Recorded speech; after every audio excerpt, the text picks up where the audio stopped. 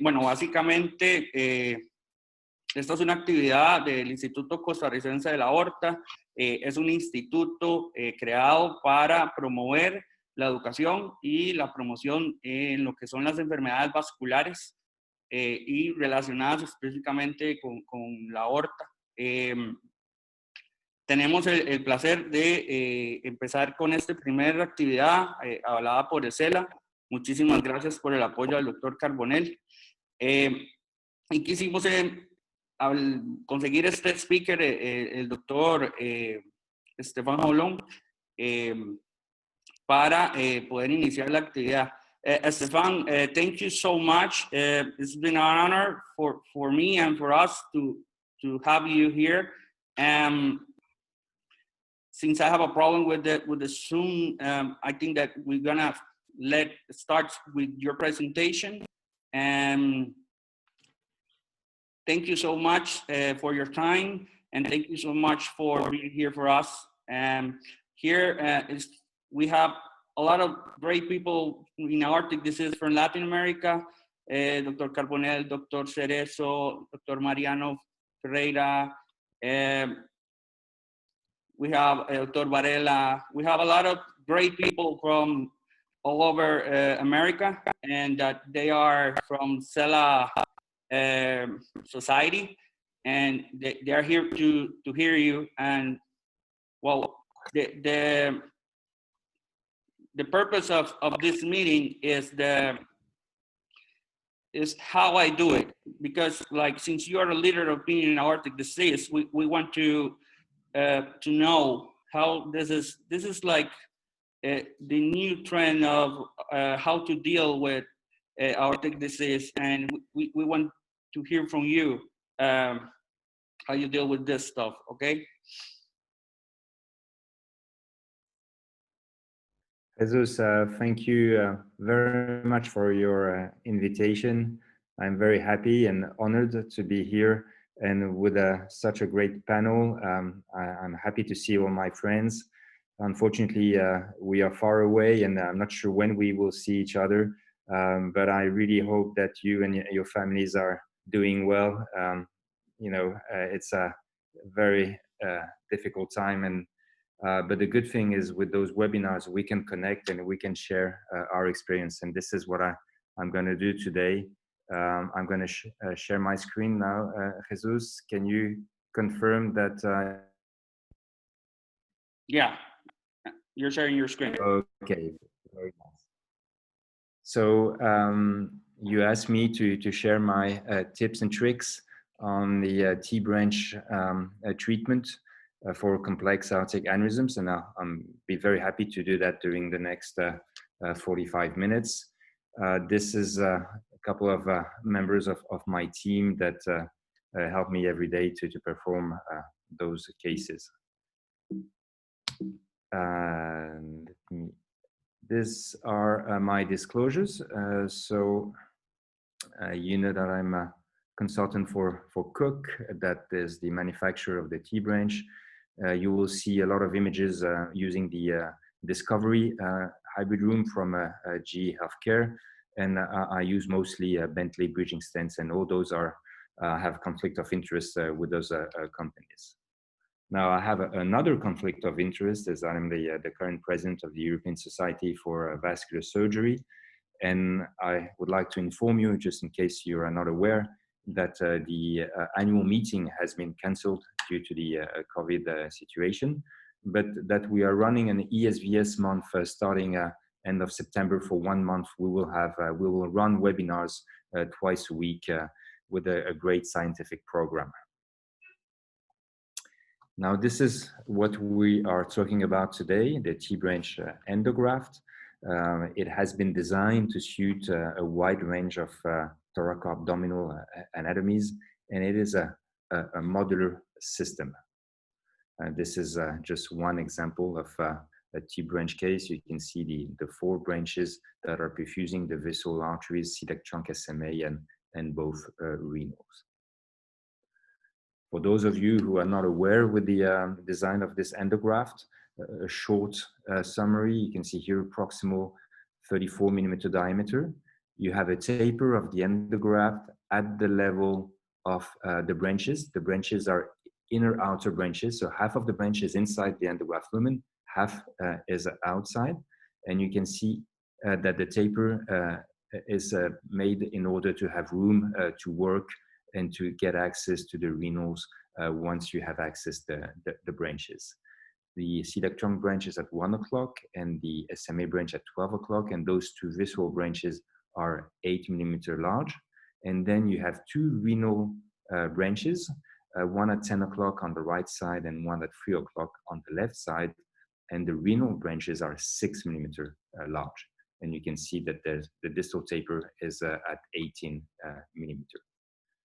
Now the graft can be connected proximal to a thoracic endograft and distally to a specific bifurcated component and then to iliac limbs.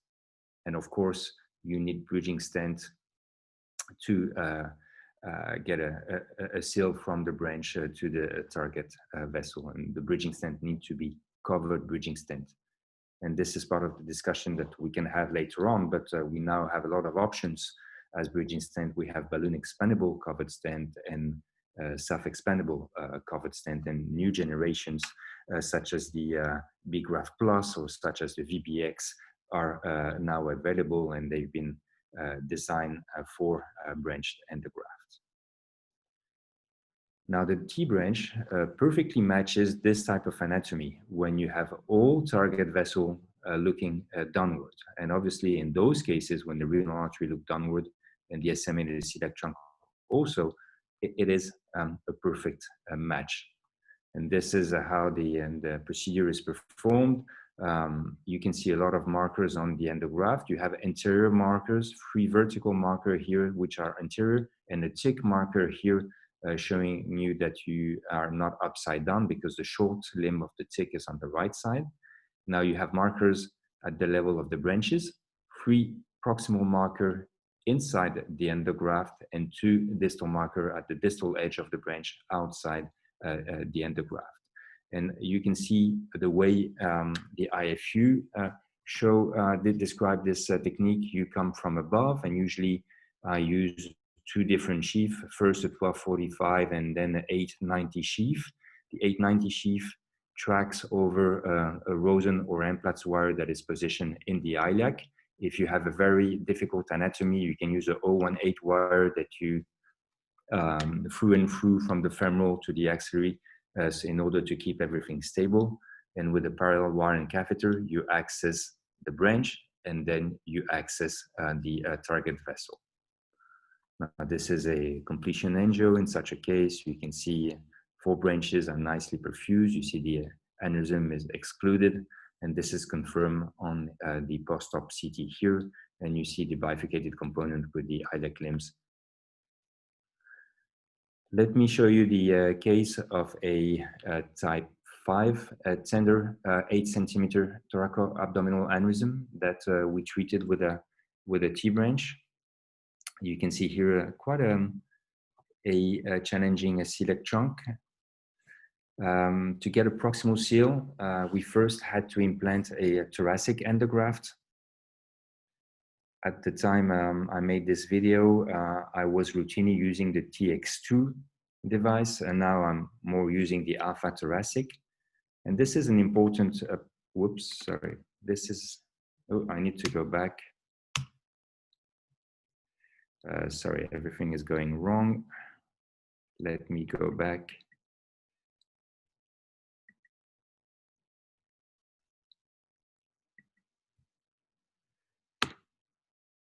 There we are. I'm sorry about that. Everything went in the wrong direction. What I wanted to show you is that it is very important that the thoracic endograft is positioned not far above the celiac trunk. And you can see the celiac trunk origin here, and that the tip, the distal end of the thoracic endograft, it's approximately 15 to 20 meters above, because you want to have as much overlap as possible between the thoracic endograft and the T-branch. And it is not an issue if the celiac trunk opens inside the thoracic endograft, because remember that the T-branch tapers, and so you have room to then access the celiac trunk. Obviously, you need to be above the celiac trunk with the thoracic component, but you please make sure that you are not too far. Now, the next step is outside the patient's body to check the various markers and the orientation of the graft. It is a long graft, so sometimes it's a bit twisted inside the delivery system. So that's why you need to have a step-by-step release. And every time you release one stent, you check that the markers are nicely positioned. You can see here the anterior tick marker. You can see the distal markers of the renal arteries here. And if you don't, it's nice to use a pigtail that is marked so you know how far above the target vessel you're going to position your T-branch, depending on your sizing and on the anatomy. So this, what I want to show you here is this stage release. You can see we start opening the endograft and look at the anterior marker. The proximal anterior marker is slightly towards the left. So I rotate the endograft to correct the orientation right away. And if you do that right away, it's quite easy. If you wait for the graft to be open from top to bottom, then it becomes really difficult to change the position of the endograft. So here you see the distal marker of the celiac trunk branch at 1 o'clock. Here you see the SMA branch opening, and then next you will see the two renal branch opening. There you are. And you see that the anterior markers are kind of nicely positioned here, and I'm slightly rotating the graft anti-clockwise to make sure that they're nicely in the middle. And you have to take time to really nicely open your endograft, because having a graft that is rotated too far on one side or the other can be really end up in a nightmare. Now here the diameter reducing ties have been released, and then proximal attachment and distal attachment. And usually, if there's a bifurcated device, we implant it and the iliacs, and then we restore flow to the limbs, and then we work from above. Here it was an axillary access. I push a wire far into the iliac. I exchange my floppy wire for a Rosen or a implant. This is a 1245 sheath that is advanced above the Rosen or the implants. And then inside, I advance an 8 French 90 sheath. Those are flexor sheaths from Cook. And you can see here, I keep my stiff wire in position and with a parallel wire and catheter. And I actually try to get access inside the branch, which is not always easy. Now I am in the sac. Next step is to make sure that I can get my catheter through the branch. And this requires some twisting of the catheter. And then I need to find my way into the here, the right renal artery. And if you don't have fusion, you need to shoot a couple of angios to double check the position many times. And the selective angio, once you are in the target vessel, is a mandate, because you can be in the lumbar artery, you can be in an early division branch. You want to make 100% sure that you are in the main trunk of the target vessel. This is just to show you that the fusion guidance can be very, very helpful, especially if you navigate in a very large aneurysm sac, because then the origin of the target vessel is quite difficult to localize. And the fusion is also very interesting to know how much of the stent has been implanted inside the target vessel, because one of the risks is to be too short and have a type 1C endoleak. Now again, you have to nicely see the markers of the branch, and you have to make sure that your bridging stent completely overlaps your branch in order to avoid a type 3 endoleak during follow-up. Now this is to show you that even if you have a narrow celiac trunk because of an arc ligament, even if you have a tight stenosis of the celiac trunk, I tend to be quite aggressive and try to keep those open, because I think this has an impact for the outcomes, especially the early outcomes. And if you don't do that, you might end up with a type 2 endoleak that is not always easy to fix. You might end up with some hepatic ischemia, and you might end up with a spinal cord ischemia. This has been shown by the clinic data. In this specific patient, you can see here that we didn't use a distal component, although the patient has a large common iliac, but this was an acute case, and my plan was to treat the large thoracoabdominal aneurysm, and a couple of months later, we then fixed that distal part with a iliac branch endograft. And by staging those procedures, obviously, you reduce the risk of spinal cord ischemia. Now, one of the difficult part of the procedure is to get access to the target vessel sometimes, and especially in those patients that have a tight stenosis at the origin of the target vessel, or if you have this anatomy where you have an aneurysm above and an aneurysm below the target vessel origin, then it can be difficult because your well will go above or below, but never at the right level. So in those patients, usually what I do before inserting the endograft is I use the body wire technique. I first get access to the target vessel, push a wire and the catheter, and just leave it in position. And you can see that during the case, you then know exactly where you need to position your catheter and wire to access the target vessel. And what is quite interesting with having this body wire is if you struggle to get access to your target vessel, you can use this body wire with a snare to push the wire that you snare from above across the branch into the target vessel. And this technique, I learned it from Marcelo Ferreira from Rio. It can be helpful in some quite challenging cases. Now, I think that the T-Branch is a really nice device. It suits a lot of anatomies.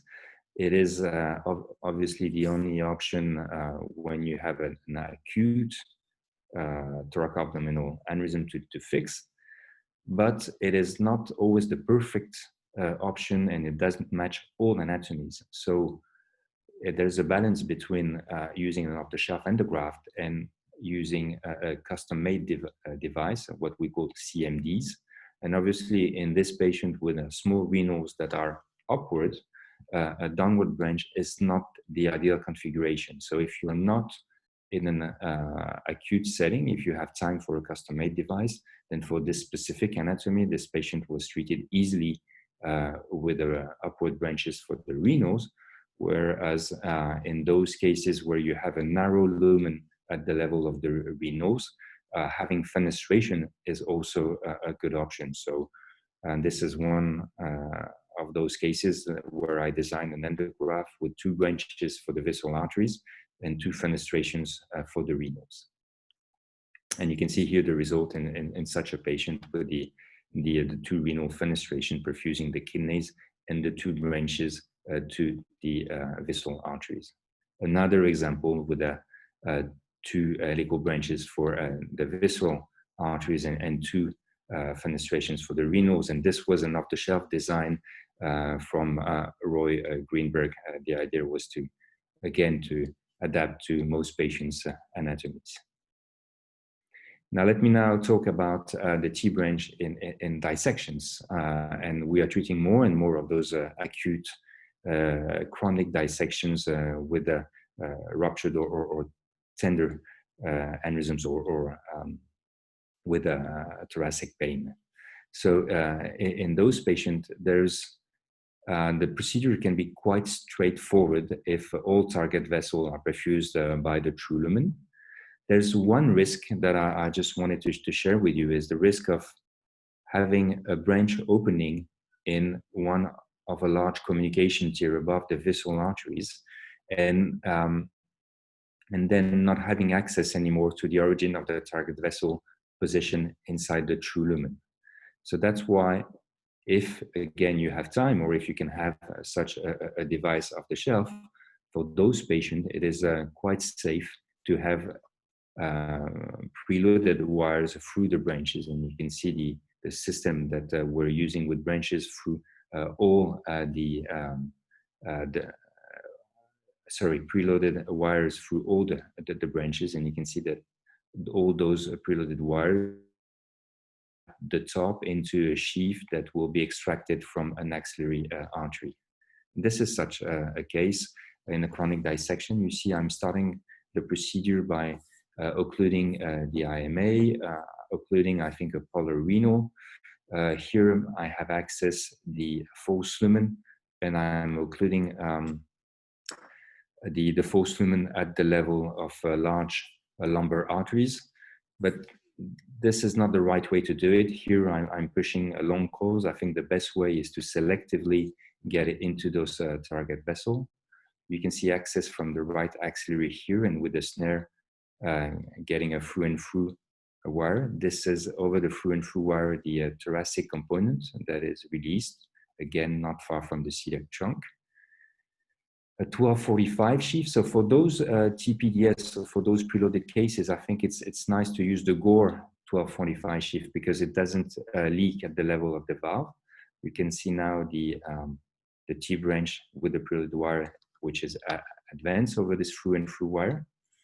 And then the video is running fast. It's faster than usual. And you can see here, because I'm in a narrow true lumen, I'm checking lateral that the visceral branches are opening at the anterior aspect of the endograft, and I'm not upside down. Now, the rest of the procedure is quite straightforward because with each preloaded wire, you directly access the branches, and then with the parallel wire and catheter, you access each of the target vessels, starting here with the left renal. You can see here the implanted plug in the polar renal. You see again the benefit of working under fusion guidance. This is the bridging stent to the left renal, which is too short. So I had to add a second bridging stent here to get a complete seal. And you want a large overlap within the bridging stent. And I'm using the balloon to go back inside the target vessel to shoot a selective angio, the right renal artery now. This is always kind of the same technique, the Rosen wire, the bridging stent,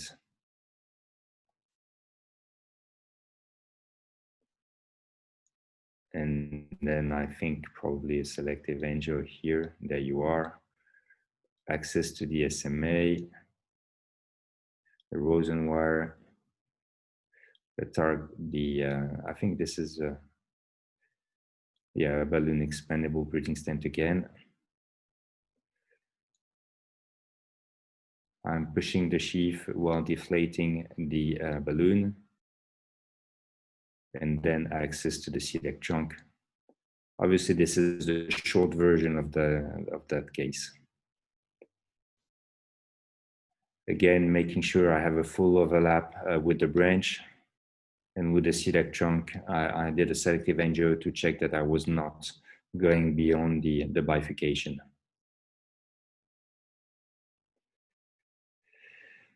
Now, this is the bifurcated component, and I think what is very important is to check that you're inside using a coda balloon, and then in those bifurcation, I use, as you could see, kissing a balloon to make sure that there's enough room, because dissections are usually quite, you're working in a quite narrow true lumen, so it's important to make sure that both limbs open nicely.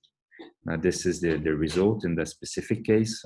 Everything went well, but as you can see here, there's a small type 2 endoleak. So that's why I was telling you, do not just push coils into the false lumen, selectively coil embolize the small, the large lumbar arteries feeding the false lumen. Now, this is what I was quoting at a couple of slides ago. You see there's a large communication tier between the true and the false lumen. And you see the T-branch opens with here the left renal branch opening inside the false lumen, but the origin of the left renal is inside the true lumen. So I have no access from the top, again, to the true lumen. At least I didn't manage to to find my way back. So in this specific patient, what I did is from below, I pushed a sheath next to the T-branch inside the true lumen. With a laser probe, I perforated the dissection membrane and pushed a wire. And this wire was snared from a sheath that was positioned into the branch from above. And then I could actually push the sheath back into the true lumen and access access for the first time the left renal artery. And this is in a paper that we published with Gustavo Odrich in the GEVT, I think last month or this month, a couple of tips and tricks to treat dissections. And so for this type of patient, again, with a large communication tier between the true and the false lumen, I tend to use those preloaded wires to get a good results when I want to use a branched endograft. Now, if you don't have the option of having a preloaded T-branch, then you have to look for those large communication tier. And in order to prevent what has happened to the previous case, you can position a wire through that communication tier before inserting the endograft. And if the branch opens into the false lumen, you already have a wire. You push a snare from above and into the branch, and then you restore access. So this is one cheap way, easy way of making sure that you will not be in a difficult situation if one of the branches open through the communication tier. Now, there's another benefit of this preloaded wires, and this is when you're dealing with very, very challenging anatomy, because having direct connection to the branches and also having a through and through wire helps you to track through a very challenging anatomy. And this is what I'm going to show you in this the next video. Now, this patient had a very narrow true lumen. I'm not sure that you can correctly see that, but the true lumen is completely collapsed here. And I was not sure if the SMA was perfused by the true or the false lumen. I was a bit concerned, so I actually considered accessing the SMA from the true lumen, but I was not 100% sure that I would manage to do that. And as you can see here, there's really quite a challenging anatomy, and I was really concerned about the kinks at the various level of the aorta. And you can see that this patient has a very large IMA, so the graft that I designed was ending distal seal just above the origin of this very large IMA. And as I was telling you, I used the TPDS, which is the system with the preloaded wires through the branch to make sure that I could access this anatomy. And this is just to show you the graft. And I was telling you there's a sheath that is exited from a large 1245 sheath from an axillary approach. And this is a video from a Piotr Kasperczak showing, with a preload, with a wire that is advanced from the axillary, snared from below, connected to this system. And then you will lock the wire on both sides. This is at the level of the delivery system of the endograft, and on the other side at the level of the catheter. And then you can advance everything together. And again, this part with the preloaded wires will be exited through the axillary approach. So this is what the system we used in that specific case. So at the beginning of the procedure, I was trying to find how to get access to the SMA origin. And so I'm shooting angios in the true lumen, in the false lumen, and I'm never seeing the SMA lightening. At the end, I did the selective angio into the IMA and finally saw that the IMA was actually feeding the SMA. So I decided to occlude my SMA branch. Now, see the benefit of having a through and through access. I'm getting this graft to track because I'm pushing and pulling on the various ends of the wire with the technique I showed you previously. Then I push on both ends of the wire so that it loops into the ascending. This is the release, and this is an alpha, a thoracic that I'm positioning in the arch. Now this is the second component, and with such anatomy, tracking a second device into the first one can be very difficult. So the through and through wire is very, very important. And what you will see that as soon as I release the endograft, the patient had a aortic coarctation because of this major kink. So I had to open it with a coda balloon to rupture the dissection membrane. This is now another thoracic component, and this is now the T-branch with the preluded catheter going up into the 12th French 45 all the way to the axillary artery. And you see again using fusion that it really is helpful. So I'm pushing from below and pulling from above in order to track the delivery system, and you can see that an angio is performed to check that the various markers of the fusion mask are correctly positioned. This is the release of the T-branch, and then the procedure is performed exactly the way you've seen it already 2 or 3 times during my talk. It makes sense that I show you every step of the procedure. I think I'm just going to go move forward and to show you the post-op CT, and the patient is doing well. I am actually treating this patient next week because there's a type 1C endoleak from the celiac trunk branch. I think that the celiac trunk has been undersized, and I'm going to just inflate the bridging stent slightly more to correct that endoleak. Now, one of the issues, obviously, when you're covering the aorta from top to bottom is spinal cord ischemia. And when Jesus was in my center, we actually did work on spinal cord ischemia and did work and take a look at all the literature and did a presentation at the EVC on Jesus' work. And this is what I'm going to summarize in a couple of slides. Spinal cord ischemia comes from inadequate perfusion, but also from embolism. And we can say that it is multifactorial. There are major risk factors, and above all, hypotension and shaggy aorta. Hypotension for the malperfusion, and shaggy aorta for the embolism risk. And what the literature shows is that obviously you really need to get all the branches that are perfusing the spinal cord patent, so never occlude the left subclavian artery or one hypogastric arteries. You need to keep both open. And we all know that extensive coverage of thoracic aorta is associated with spinal cord ischemia.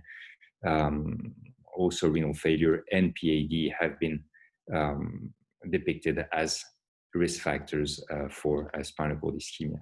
So in those cases where you have an extensive coverage, always keep the left subclavian open and always keep both internal iliac open. So we use a lot of iliac branch devices in those thoraco-abdominal repair if the distal seal has to be in the external iliac.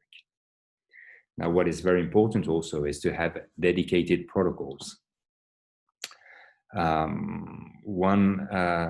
protocol was published in 2015, and we had started that protocol in 2010, so approximately 5 years after starting our thoraco-abdominal experience with endograft.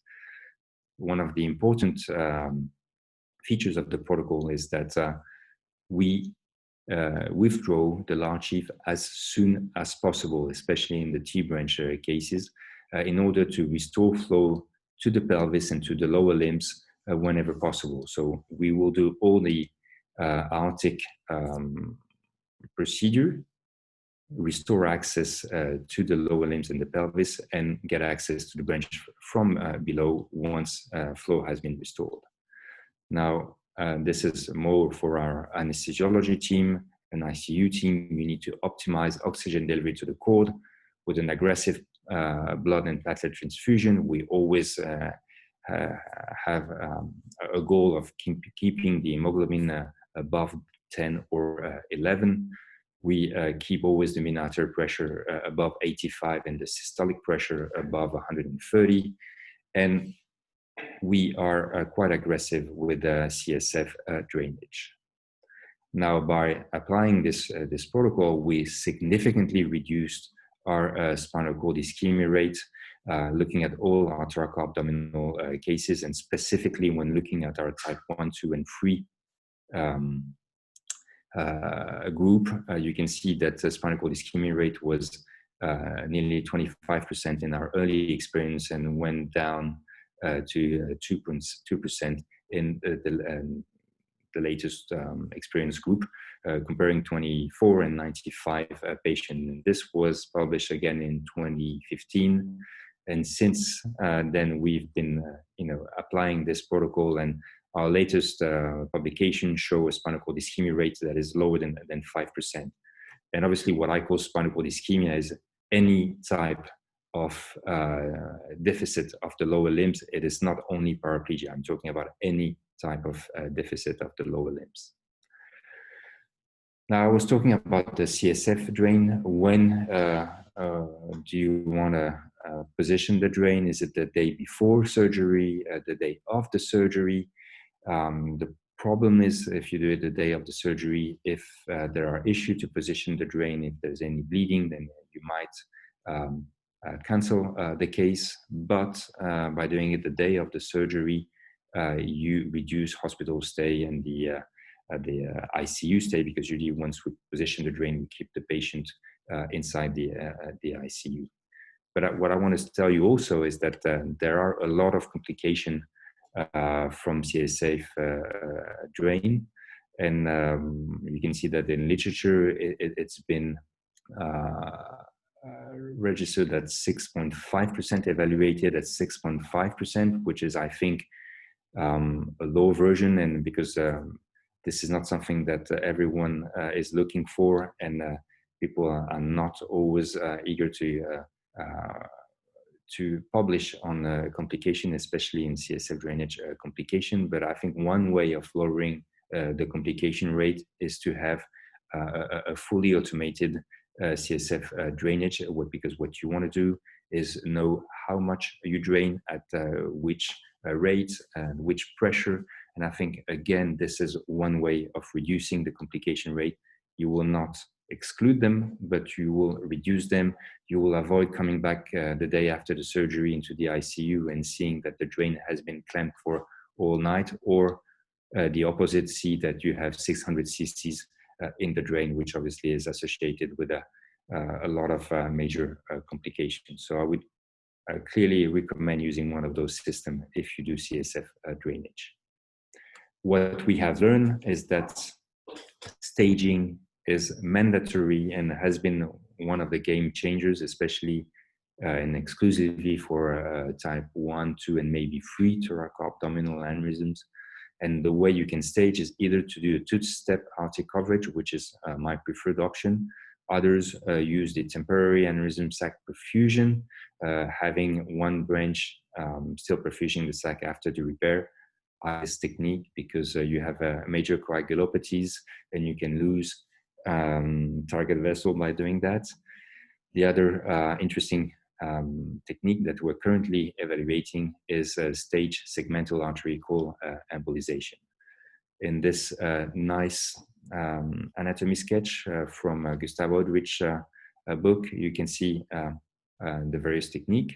One is first implanting the thoracic endograft and then the T-branch. This is my preferred option.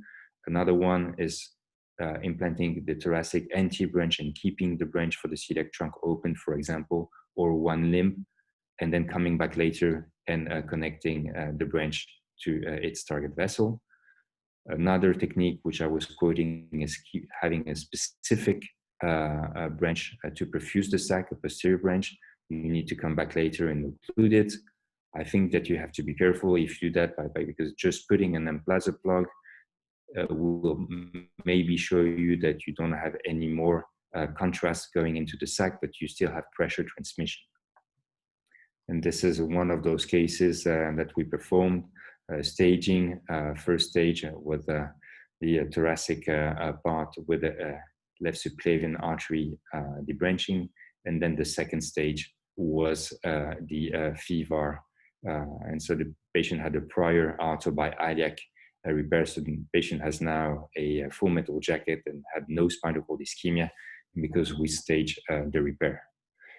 This is the Misace procedure by selectively equal embolizing all the segmental arteries, intercostal and lumbar. And I'm going to show you one case where we use that, and we currently are enrolling patient in the European multicentric trial, which I think is actually a global trial. So maybe some of you are also incorporating patients. So this was a young patient that was referred to my consult. Very young, you see he's younger than me. Marfan syndrome, a previous ascending repair, a previous aortobifem repair, ended up in both internal iliac occluded, a proximal descending thoracic aorta open repair, then had a TVAR, had bilateral popliteal aneurysm treated with below the knee bypasses that both occluded, large patient, and with a coagulation issue with a factor II mutation. So he was under Coumadin. So the patient came to my clinic with all those prior procedure that had been performed, and with a large thoracoabdominal aneurysm, which I think was larger than 6 centimeters. And if you see, he had 2 large intercostal, and these were the only segmental arteries feeding the spine. So I was not very excited about doing a open or endo repair, but open was not an option. He didn't want open because he had already a stenotomy or thoracotomy, and was completely against any other open repair. Now, why was he at major risk for spinal cord ischemia? Because of open surgery of the abdomen, of the thorax. Both internal iliacs were included. 2 large patent intercostal arteries that we had to occlude. He had peripheral artery disease, and so decided to lower the spinal cord ischemia risk to do a selective embolization of the intercostal, one after the other, and then to perform the branch endografting. So this is what we did under local anesthesia using a steerable sheath. We accessed one of the intercostal, and I released an implanter plug, but not, I released it, but it was still attached to the delivery system. So I waited for 20 minutes, asking the patient to move his leg every 5 minutes. And once I was happy that he would not have spinal cord ischemia, I completely released the system. Now, a couple of weeks later, we did the same procedure for the second intercostal. You can see here the implanter that had been implanted a couple of weeks before, access to the second intercostal, the same technique. The implanter plug is here. I waited longer that time, 40 minutes, and because the patient was doing fine, we then decided to go for the endovascular repair of the thoracoabdominal aneurysm, but this was a couple of weeks later. We performed CSF drainage using, again, specific monitoring machine. And we performed the procedure from below, because this is now our #1 technique for doing those cases, because we're much faster with this technique. And you can see the completion angio in this patient. And you can see on the cone beam CT all 4 branches that are perfused by B graft plus, and you can see the 2 implanter plug into the intercostal arteries. And the patient was discharged with no spinal cord ischemia. We are not currently doing that routinely, but part of the evaluation of the protocol of the MISAC is to use the NIRS to be able to depict spinal cord ischemia before it becomes clinical. So it's probably one way of monitoring our patient in the future, but I have no data to support that yet. So in summary, for spinal cord ischemia, never cover the subclavian or the hypogastric arteries. You need to keep both hypogastric arteries open. Consider staging your procedures as much as possible. Make sure that you have a clear plan to perform your procedure. You want to avoid extensive endovascular manipulation, avoid prolonged iliac arterial occlusion. That means getting rid of the sheaths of the large sheath as soon as possible, or consider iliacofemoral conduits. Consider CSF drainage for type 1 and type 2, type 3 thoracoabdominal aneurysms. We are in a center where our anesthesiologist can position a CSF drain very fast if there's any deficit after the procedure. So before I was putting the drain the day before the surgery.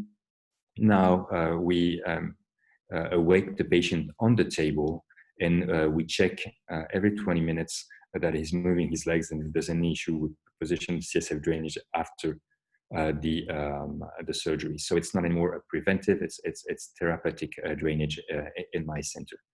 And very, very important, aggressive hemodynamic monitoring and optimized oxygen delivery to the cord. I was quoting access from below using a steerable sheath. In my current practice, I'm using the 16 French steerable sheath from Aptus.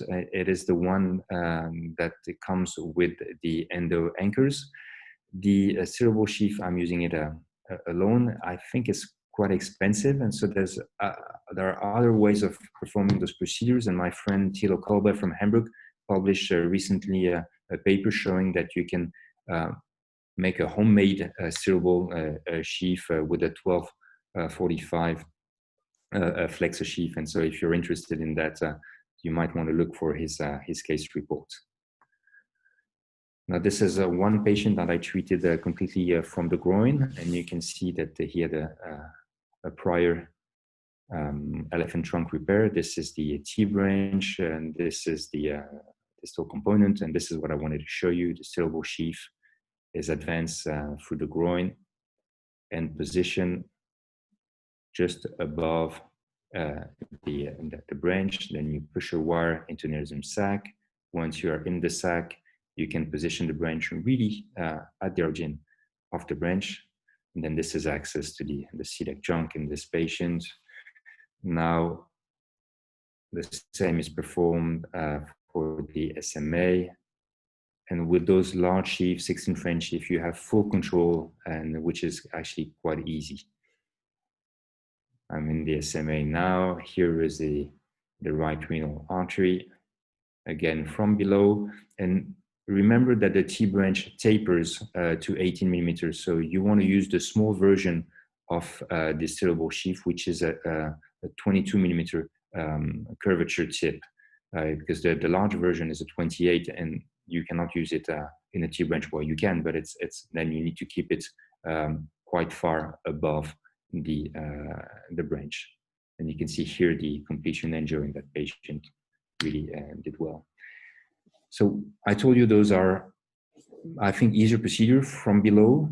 There are other reasons to use steerable sheaths and to perform those T-branch cases from below. One of them is that by not going through the arch, you reduce the stroke risk.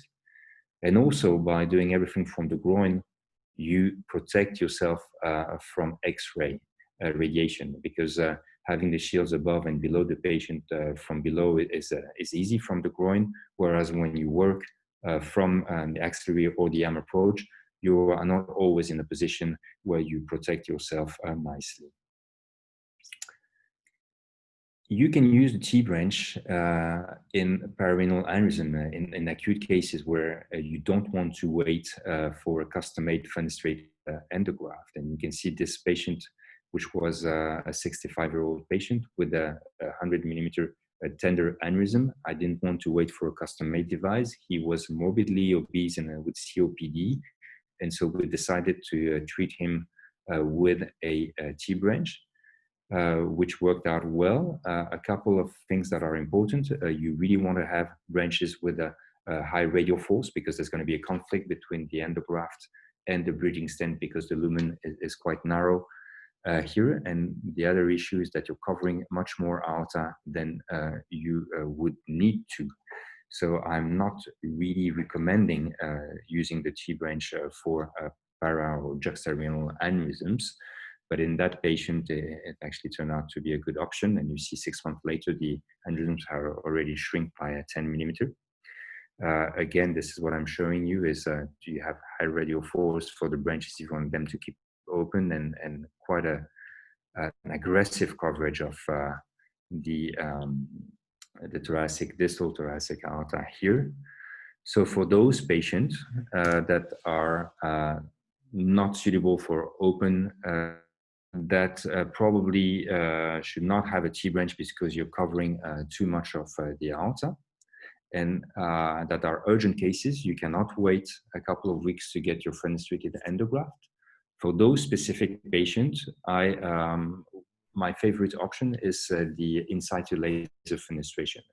And I learned that technique from my partner and friend, Dominique Fabre, who has evaluated this technique and really had quite an interesting learning curve and taught me how to do that. So the various steps of the procedure are first to position a couple of uncovered stent into the target vessel in order to have a very nice markers. You could avoid doing that if you have fusion guidance, but in target vessels that are challenging to access, remember you're going to go through a graft and look for the target vessel. I would recommend pre-stenting the target vessel, and then using the large sheath, you position yourself and with the laser probe puncture the fabric of the endograft. For those in situ fenestration, for the thoraco-abdominal segment, for the visceral arteries, we use the small probe, 0.9 millimeter, because you want to make a very small hole in the fabric just in case you're not in the right position. When you do retrograde laser fenestration in the supraortic trunk, then you can use a larger probe. This is again showing you the how we do it.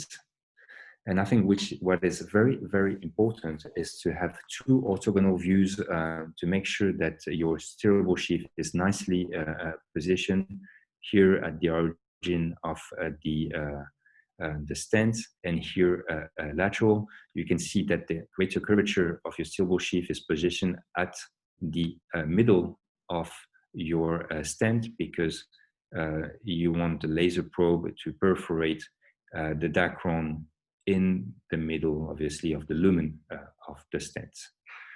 Once you have performed the laser fenestration, you advance a wire into the target vessel. You open the hole with a cutting balloon, a 2 millimeter cutting balloon, enlarge it with a larger balloon, and then position a covered stent, obviously a balloon expandable bridging balloon stent, such as the B graft, and then you flare it the way you would do it for a regular fenestrated case.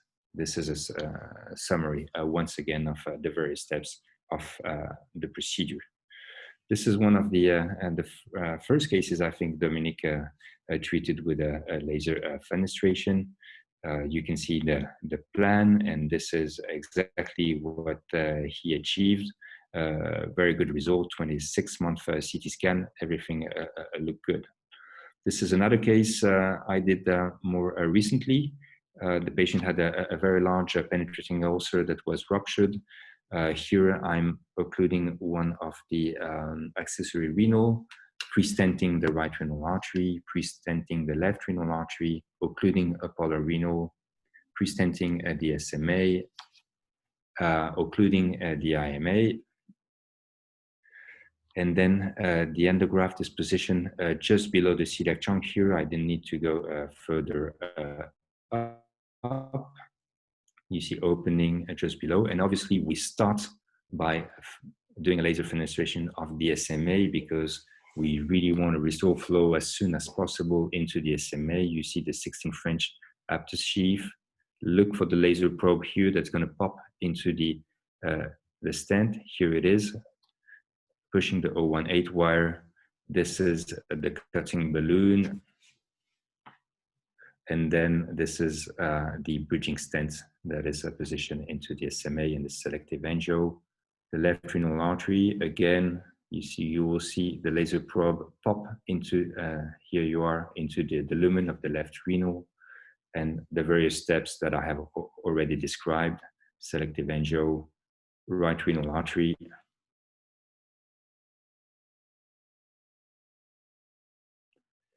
the bridging stent, and then the completion angio. And again, this patient had very large and penetrating ulcer here that we treated with that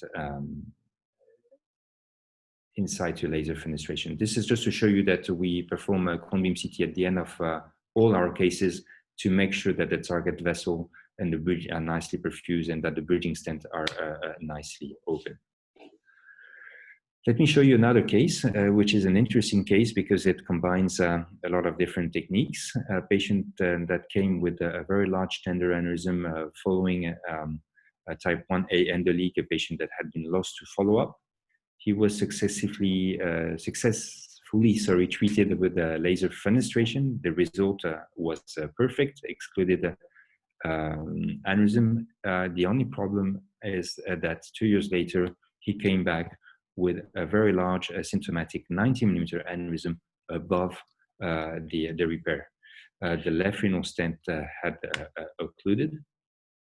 And the mistake we did the day we did the laser fenestration is that there was only one covered stent above the celiac trunk fenestration. So I think one lesson learned here is that if that patient had been treated with 2 covered stents above the celiac trunk fenestration, the treatment of that aneurysm would have been very straightforward, with just a TEVAR extension.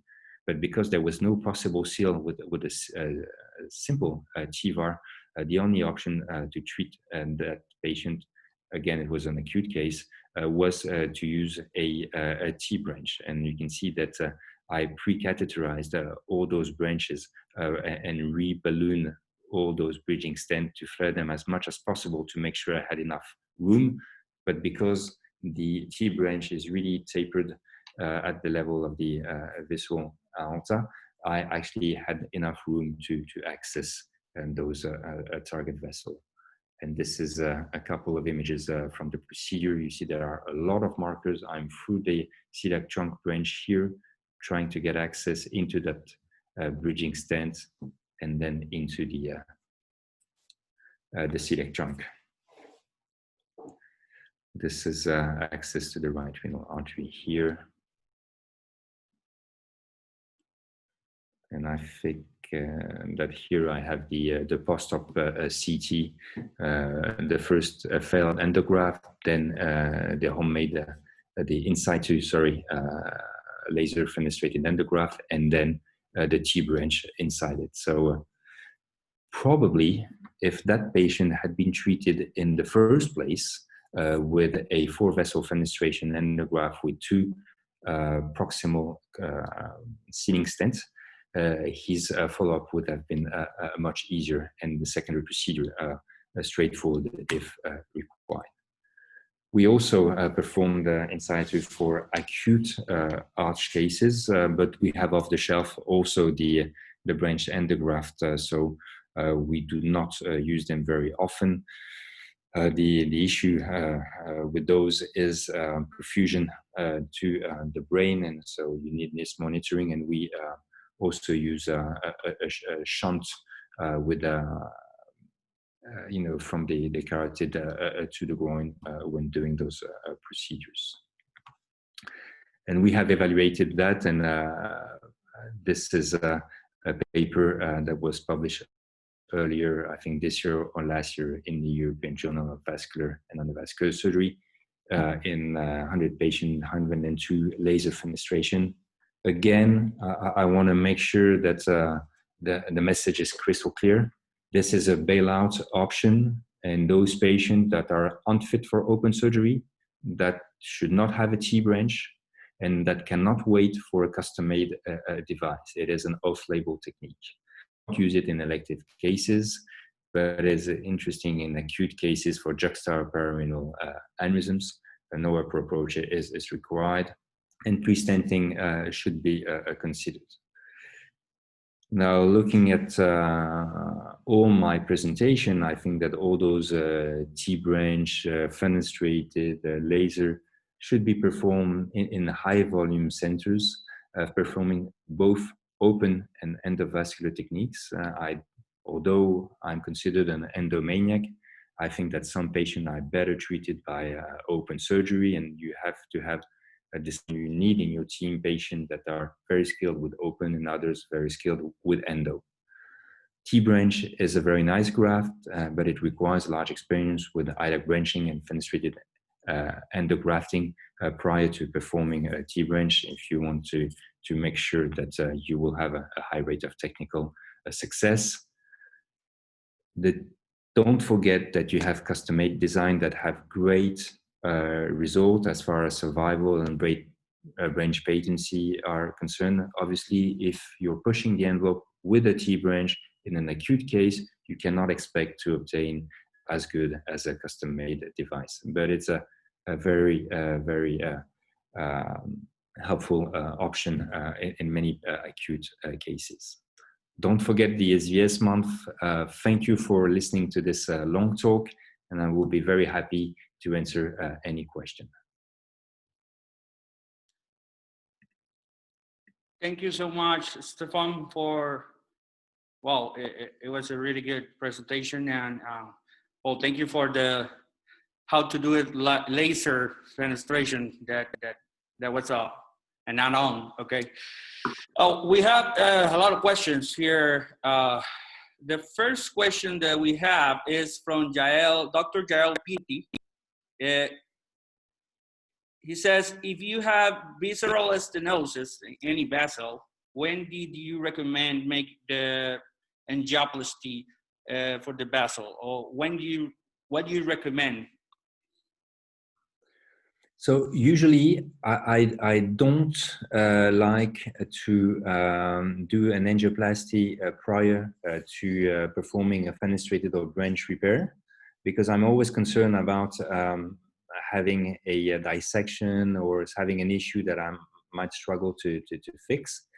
But having said that, I'm always concerned that I might not access the vessel. So this is why for those cases where with a target vessel that are stenotic, I tend to pre-position a wire into the lumen of that vessel to make sure that I will have access through the branch or the fenestration, and then I stent it with the bridging stent. Okay, okay. And you pre-stent it before putting the endograft, or you just put the wire and then? I usually only put a wire.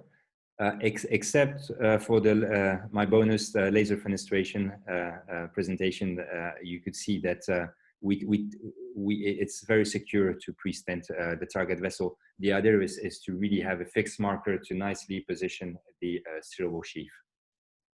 Okay. Well, we have another question from Dr. Alvarado Marin from Costa Rica. He says, like, what is your, if you're going to perform a T-branch, what is your usual protocol? Well, you talk about that, but the question is related about, like, if you, well, use NIRS, if you use SPSS,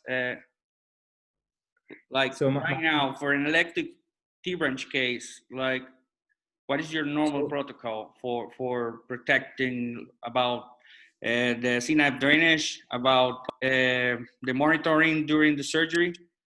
Okay, so this is very important, and I'm happy to talk about that again. So I think that you really need to keep the mean arterial pressure high. You need to keep the blood pressure, the hemoglobin and platelet level high. We are also quite aggressive with the glycemia. We make sure that the patient has no hyperglycemia. What has changed recently is I don't do preventive CSF drainage anymore. I do therapeutic. Having said that, I would not recommend that in every center. I can do that because my anesthesiologist can perform CSF drainage in 10 minutes, and we really monitor very closely our patient. If you don't think that you can have that in your center, it's better to put the CSF drain before the procedure and in order to monitor it nicely. And I think that staging is very, very important. You know, putting a thoracic endograft first, doing subclavian artery debranching first, co-embolizing intercostal or lumbars or before the main procedure is important. And in a lot of chronic dissection patients, I tell them that we will have a couple of procedures before and after the implantation of the endograft to completely exclude the false lumen. It is part of the treatment plan. It is not a treatment failure. It is the best way to reduce the spinal cord ischemia rate. Okay, thank you so much. And we have another question from Dr. Carbonell from Colombia, Cali.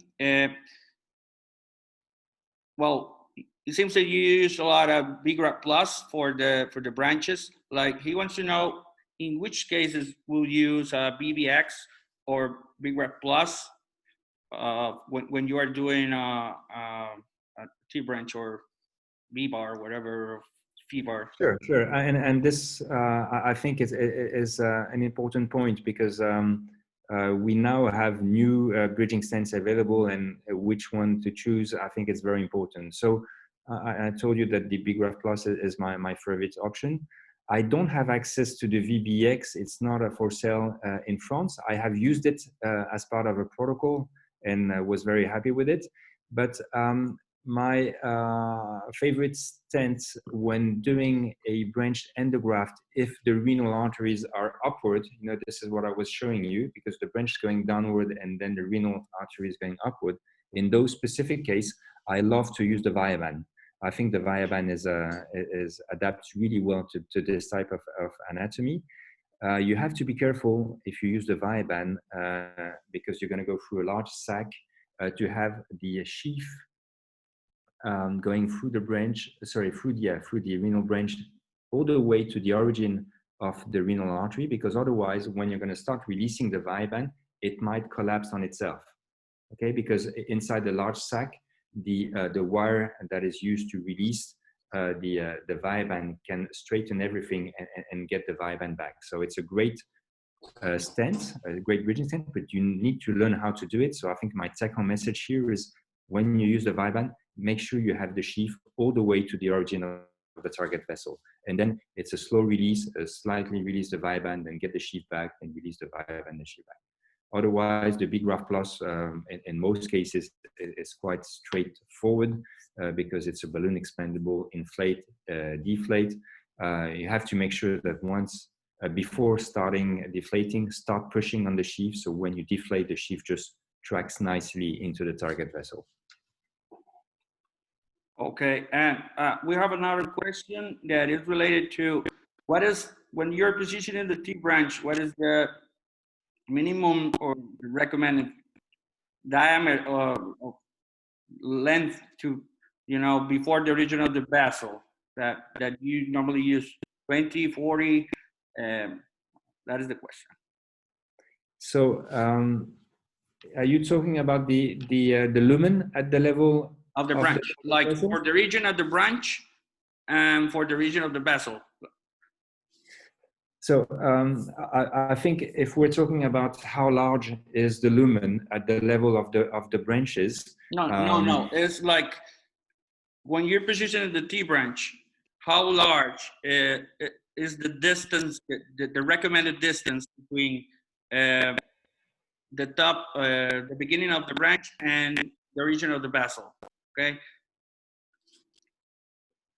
So we don't really care because it's the bridging stent length that's going to adapt to that. But I think an important point is how small can be the lumen. And at the origin, we were not using the T-branch because we were concerned that there was not enough room to work, in that lumen towards the target vessel, where in fact, there is enough room, but you might end up in a situation where you have a conflict between the aortic device and the bridging stent.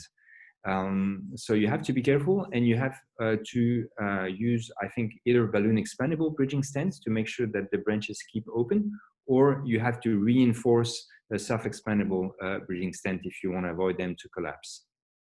Okay, we have a question for Dr. Pavon from Colombia.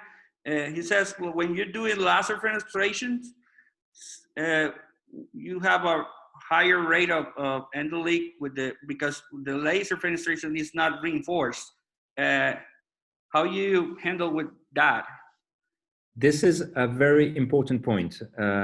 I think, again, I'm telling you that this is not our number one option, but is an option for acute cases. The other important point is that you want to use laser fenestration only if you have the fabric of your endograft against the aortic wall at the level of the target vessel.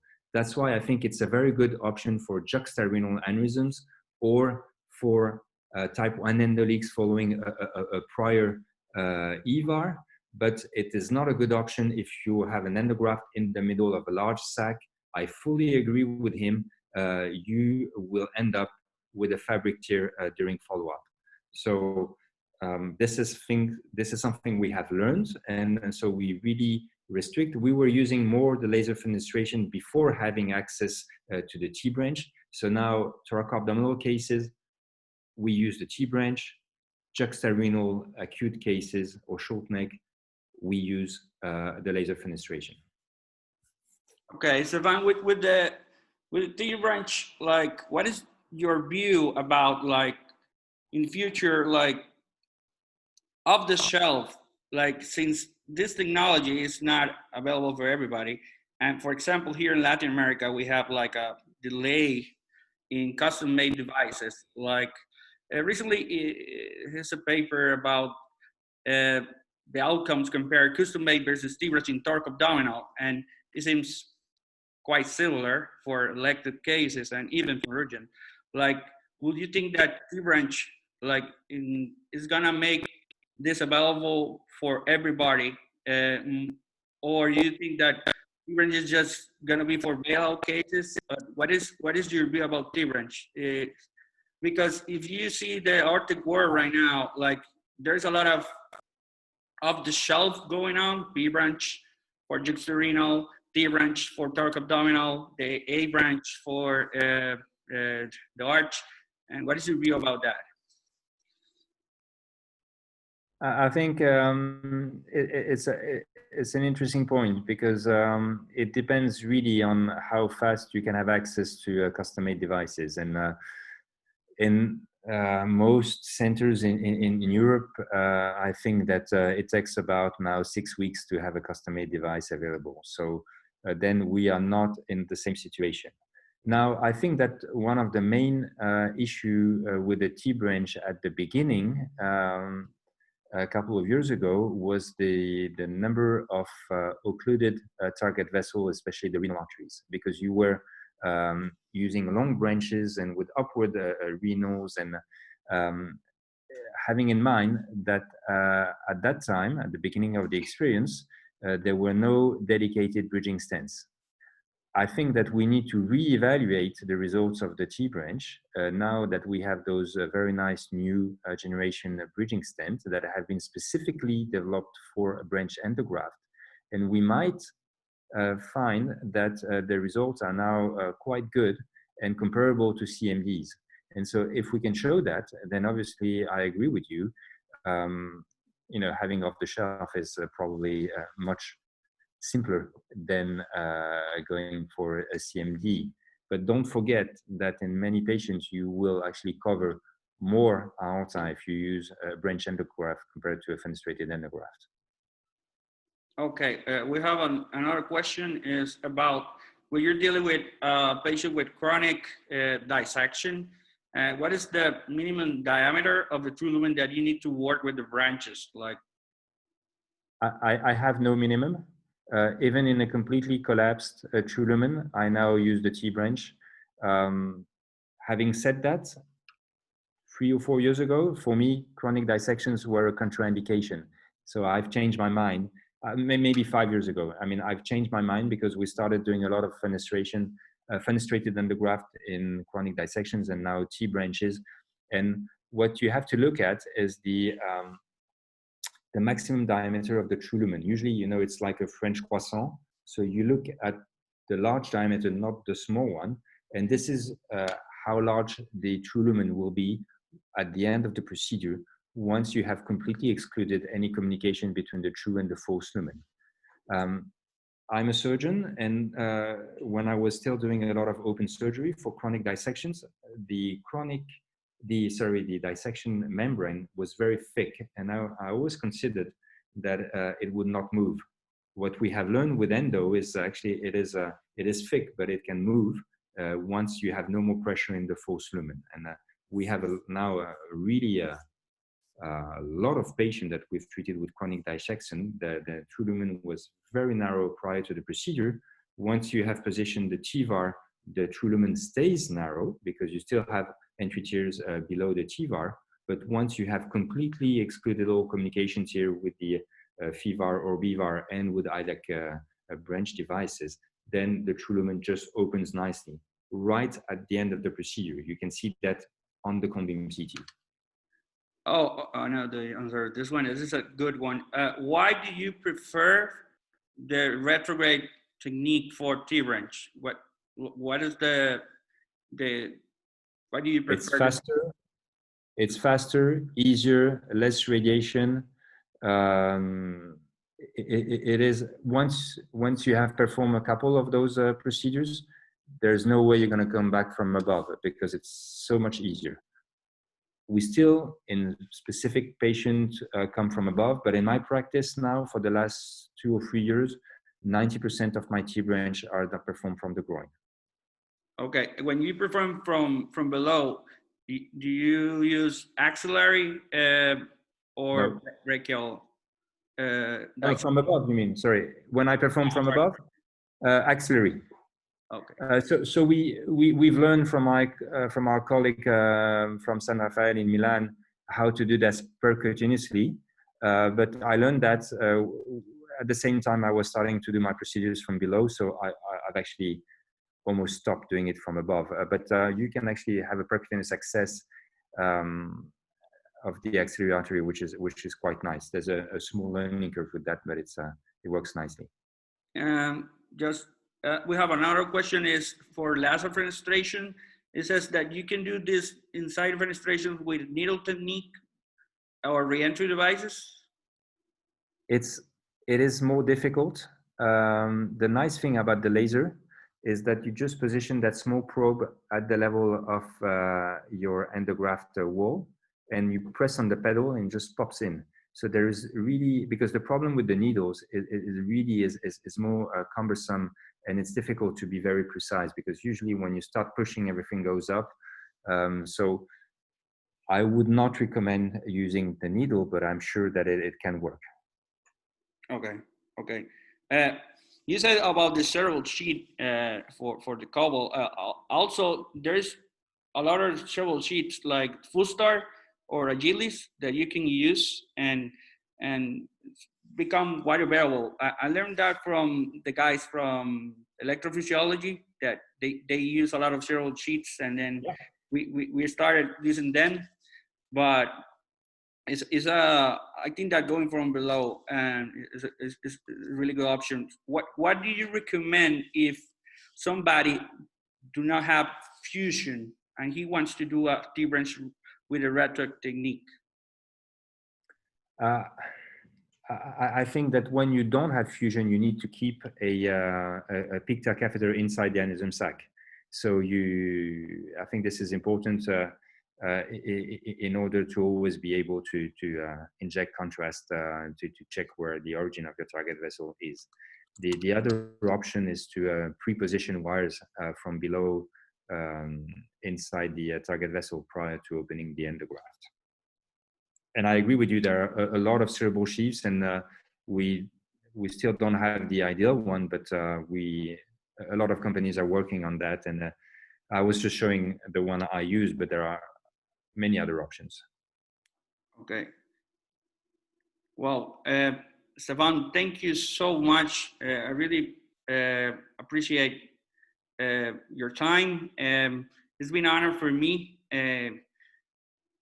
host you, and we can learn from you a lot here in Latin America. And appreciate your help with all this project. Muchas gracias, Jesus. It was really nice to see you. Really nice to chat with all our friends. And stay safe. And I really hope that we can see each other soon after this crazy crisis. Goodbye, everyone. Bye. Muchas gracias a todos los miembros del CELA y a todas las personas que se conectaron. Logramos, pues, 107 personas conectadas en el webinar. Disculpas por los problemas técnicos en el inicio. Espero que lo hayan disfrutado y pues todo el feedback que tengan es bienvenido. Esperamos que hayan disfrutado la reunión.